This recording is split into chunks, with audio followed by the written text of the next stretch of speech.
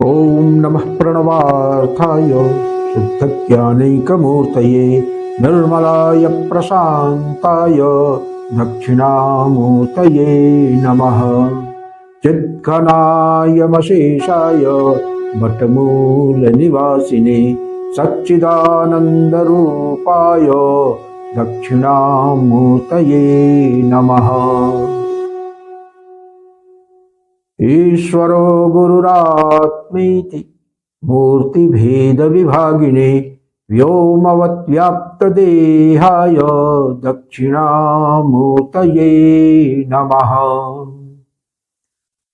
विघ्नेश्वराय वरदाय सुरप्रियाय लंबोदराय सकलाय जगद्धिताय नागाननाय श्रुतियज्ञ विभूषिताय गौरीसुताय गणनाथ नमो नमस्ते।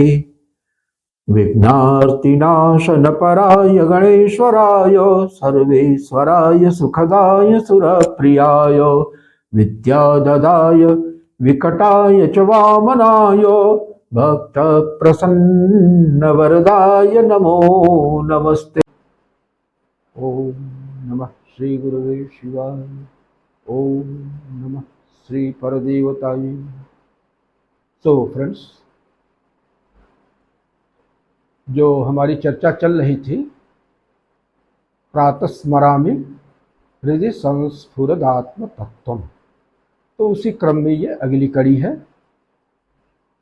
बात ये हो रही थी कि ये जो परमात्म तत्व है वो जब अपने आप को अभिव्यक्त करने की दिशा में सचेष्ट होता है तो ये एक तरफ संसार और दूसरी तरफ ये जीव, ये अस्तित्व में आते हैं।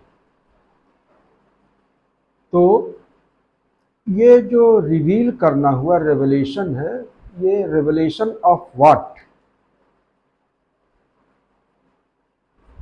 उस समय सिवा उस परात्पर परब्रह्म के, द सुप्रीम रियलिटी जिसको कहते हैं, उसके अलावा और किसी की सत्ता तो है नहीं। एकमात्र सत्ता जो है वो सुप्रीम रियलिटी या परात्पर परब्रह्म की होती है। तो जब वो अपने आप को रिवील करना चाहेगा तो रिवील क्या होगा? उसका अपना स्वभाव ही तो रिवील होगा, उसके अलावा तो और कुछ है नहीं जो कि रिवील हो। एकमात्र सत्ता है और वो अपने आप को रिवील करे, तो जो उसका आंतरिक स्वभाव है, जो उसका इंट्रिंसिक नेचर है, that intrinsic nature of the supreme reality itself will come into existence, will come to manifest. और तो कोई चीज हो नहीं सकती, दूसरा कुछ है ही नहीं है जो कि व्यक्त हो, तो उसका स्वभाव ही व्यक्त होगा। और ये जो स्वभाव है ना, ये स्वभाव ही जो है वो प्रकृति है। इसी को प्रकृति कहते हैं। ये सारा कुछ प्रकृति है। प्रकृति माने किसका? किसकी प्रकृति? जब हम प्रकृति कहते हैं तो वहीं पर यह प्रश्न उठता है कि हुज नेचर इट इज। इस प्रकृति का प्रकृतिमान कौन है? तो प्रकृतिमान के रूप में हमारे समक्ष वही परात्पर परब्रह्म आता है। और ये प्रकृति ही जो है परादिशक्ति रूपेण स्फुरंतीम संविदम नुमः, परादिशक्ति के रूप में उसके अंतस्थल में स्फुरित हो रही होती है।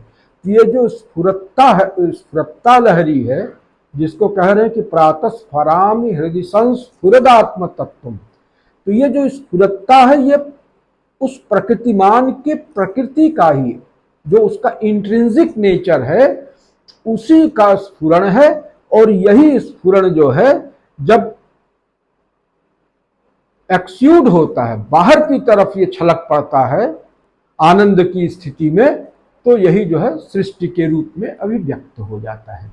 तो ये यही स्फुरत्ता है। तो हमारे अंदर जो स्फुरित हो रहा है, जिसको प्रातः काल स्मरण करने के लिए भगवत पाद शंकर कह रहे हैं, तो वो स्फुरण जो है ना, वो हमारी जो है इंट्रिंसिक क्रिएटिविटी है। और जब उसका संस्पर्श हम पा लेते हैं तो उसके सहारे हम अपना संसार क्रिएट कर सकते हैं।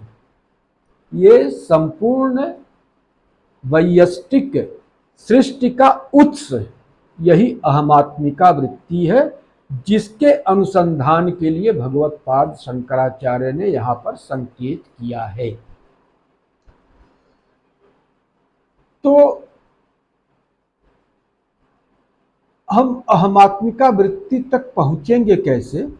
देखिए, इसमें एक साधनात्मक सूत्र बहुत बढ़िया दृश्य विवेक करके आदिशंकर की एक बहुत छोटी सी पुस्तक है, उसमें दिया गया है कि जो भी दृश्य है वो दृष्टा नहीं है, दृष्टा दृश्य से अलग एक सत्ता है। फॉर एग्जाम्पल, हमारी आंखें अभी टेबल और कुर्सी को देख रही हैं, तो ये जो आंखें हैं ना, वो टेबल और कुर्सी नहीं है। दूसरी चीज यह है कि हमारी आंख अगर टेबल और कुर्सी को देख रही है तो ऐसा नहीं है कि टेबल और कुर्सी जो कि आंखों का दृश्य है वो आंखों को भी देख रहा है, क्योंकि देखने वाला चैतन्य होगा और जो दृश्य है वो अचेतन होगा।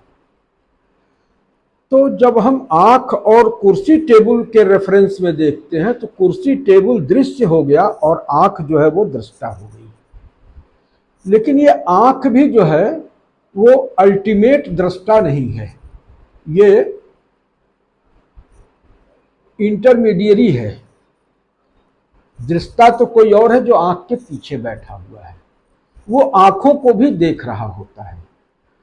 तो आंखें तो डेटा बाहर से लेके उसको भेज रही हैं, दे आर सिंपली कंडुइट्स जो कि बाहर से डेटा लेके उसको भेजती है। तो इसके पीछे जो है मन है, तो वो मन जो है वो आंखों को देख रहा है, लेकिन आंखें मन को नहीं देख सकती हैं। तो मन और आंख के रेफरेंस में जब हम देखेंगे तो आंख वहां पे दृश्य हो गई और मन जो है दृष्टा हो गया। तो आंख भी विषय हो गई, विषयी क्या हो गया? मन हो गया। अब हम जब मन की विवेचना करते हैं तो हम पाते हैं कि हम मन को भी विषय की तरह देख पाते हैं, क्योंकि मैं दुखी हूं, मैं सुखी हूं, मैं प्रसन्न हूं, मैं खिन्न हूं, मैं ग्लानि युक्त हूं। तो यहाँ पे मैं से जिसका बोध हो रहा है वो मन का नहीं है। इसका मतलब कि मन को एनालाइज करने वाली ये जो सत्ता है जिसे हम फिलहाल मैं बोल रहे हैं, वो मन के पीछे कहीं है जिसका कि मन विषय है। तो हम मन से हट के उस तक जाते हैं। तो मन में तमाम तरह की वृत्तियां रहती है। मन क्या है? मन जो है is a bundle of thoughts, bundle of flowing thoughts, constantly flow हो रहा है उसमें नंबर ऑफ थॉट्स। तो इन थॉट्स को भी तो कोई ना कोई विटनेस कर रहा है, कोई ना कोई ऑब्जर्व कर रहा है। तो वो सत्ता जो कि इन थॉट्स को, मन में चलने वाले विचारों को, जिनकी समष्टि को ही मन कहा गया है, तो उनको भी दृश्य के रूप में देख रही है। तो वहां पर मन भी जो है वो दृश्य हो गया और दृष्टा कोई और हो गया। तो हम यहां से हट के उस तत्व पे जाते हैं, माने मन से भी पार चले गए। तो मन में जितनी भी वृत्तियां थी, सब वृत्तियां अब जो है एक जगह एकत्रित हो गई, वही वृत्ति अहमात्मिका वृत्ति है। तो उस अहमात्मिका वृत्ति तक तो हम चले गए।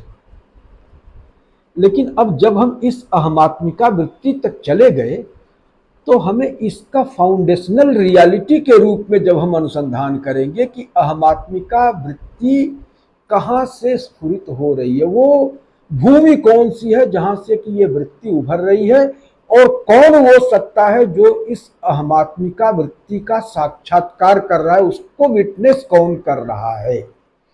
तो जब हम इस धरातल पे जाएंगे तो अहमात्मिका वृत्ति के पार उस परम चैतन्य सत्ता का हम साक्षात्कार कर पाते हैं। तो ये है आत्मानुभूति का, आत्म साक्षात्कार का डायरेक्ट मेथड, जहां पर कि कोई पुरस्चरण नहीं करना है, कोई यज्ञ नहीं करना है, कोई तप नहीं करना है, कोई कर्मकांड नहीं करना है, कोई अनुष्ठान नहीं करना है, कोई योग साधना नहीं करनी है, बल्कि डायरेक्ट इंक्वायरी के द्वारा और स्वानुभव के आधार पे दृश्य और दृक और दृश्य के बीच में हम विभाग करते गए और प्रत्यक प्रत्यक प्रत्यक अंदर अंदर अंदर जो दृष्टा बैठा हुआ है, एक तल को तोड़े दूसरे तल में गए, दूसरे तल को तोड़े तीसरे तल में गए, तीसरे तल को तोड़े चौथे तल में गए, तब हम जाके अहमात्मिका वृत्ति के छुपे हुए आत्म तत्व का अनुसंधान कर पाते हैं।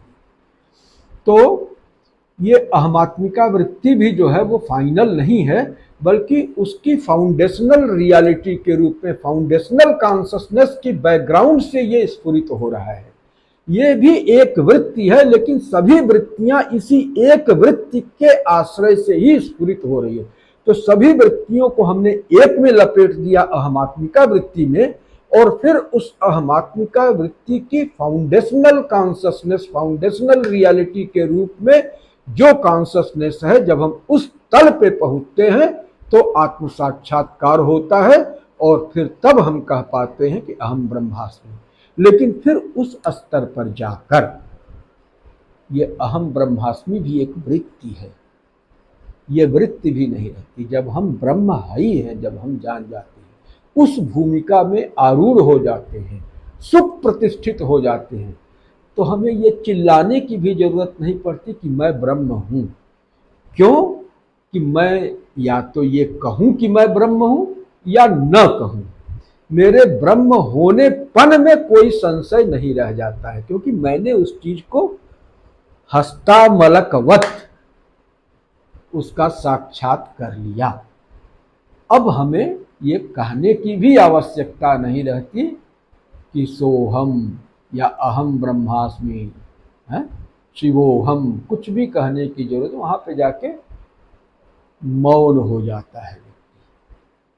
ये जो है, ये इतनी बड़ी साधना का सूत्र इस एक छोटे से श्लोक में, प्रातस्मरामि हृदि संस्फुरदात्म तत्वम सच्चित सुखम परमहंस गतिम तुरीयम यत् स्वप्न जागर सुसुप्ति मवैति नित्यम तद्ब्रह्म निष्कलमहम न च भूत संघ। तो ये इतना बड़ा साधना का सूत्र इसमें छिपा हुआ है कि इस एक सूत्र को पकड़ के आप डायरेक्ट इंक्वायरी के मेथड से और थोड़ा सा दृश्य विवेक का सहारा लेते हुए सीधे आत्मानुसंधान कर सकते हैं। और इसकी साधना की विधि भी बहुत सरल हो गई कि न कोई योग करना है, न कोई जप करना है, कोई बैठना, लौटना, रीढ़ सीधी करना, गर्दन सीधी रखना, कोई जरूरत नहीं। आप सोने, नींद आने के पहले और नींद से उठते ही जो है, क्योंकि उस समय महत्त्व का क्षण होता है और उसमें आप बस अपने अंदर ये जो स्फुरण हो रहा है, हृदय की धड़कन को पकड़िए, उसके स्पंदन को पकड़िए और फिर उसी में डूबते चले जाइए। डूबते डूबते आप इस सब के फाउंडेशनल रियलिटी के रूप में आत्म तत्व का साक्षात्कार कर लेंगे। तो ये बहुत ही सुंदर विधा है। तो इस तरह से एक इसकी प्रक्रिया के बारे में भी हम लोगों ने चर्चा कर लिया कि ये क्या है, किस दिशा में संकेत कर रहे हैं भगवत्पाद शंकराचार्य, और एग्जैक्टली उस लाइन पे काम करने की प्रक्रिया क्या होगी, उसकी प्रणाली क्या होगी, उसका प्रोसीजर और प्रोटोकॉल क्या होगा, ये भी आप लोगों ने, इसको हम लोगों ने चर्चा कर लिया, उसको जाना समझा। अब बात यह है कि इस पर चलने की। तो ये बड़ा ही सुंदर मुहूर्त है, गुप्त नवरात्रि का मुहूर्त है। अभी जितना कुछ भी समय बचा हुआ है उसमें इस आत्मानुसंधान की दिशा में आप प्रवृत्त हो जाएं। इससे सरल और इससे डायरेक्ट मेथड मिलना संभव नहीं है। और ये जो अहम वृत्ति का अनुसंधान है ना, और इसकी फाउंडेशनल रियलिटी का जो अनुसंधान है, तो ये अहमात्मिका वृत्ति सभी मंत्रों का मूल है। इस अहम वृत्ति से ही जितने भी मंत्र निकलते हैं, क्योंकि मातृका की जननी ये अहम है ना, बिंदु और विसर्ग, बिंदु और विसर्ग के बीच में जो भी डिफरेंट मेजरमेंट के विसर्ग हैं, वही मात्रिका है, और उन्हीं मात्रिकाओं से वर्ण बनता है। उन्हीं वर्णों में जब अनुविद्धमिव ज्ञानम, ज्ञान अनुविद्ध हो जाता है तो वो मंत्र बनते हैं। तो सबके मूल में जो मंत्राणाम मात्रिका देवी कहा गया है ना, तो उस मात्रिका के भी मूल में ये अहमात्मिका वृत्ति है। तो सभी मंत्रों का महामंत्र, मूल मंत्र ये है जहां से कि सारे मंत्र निकलते हैं। यही वो निर्झरणी है जिससे सारे मंत्र जो है झरित हो रहे हैं, छरित हो रहे हैं। तो ये सभी मंत्रों का मूल महामंत्र है। इस अहमात्मिका वृत्ति का अनुसंधान इस गुप्त नवरात्रि में हम सभी को प्राप्त हो सके, इसी कामना के साथ ओम पूर्णमदः पूर्णमिदं पूर्णात् पूर्णमुदच्यते पूर्णस्य पूर्णमादाय पूर्णमेवावशिष्यते। ओम शांति शांति शांति।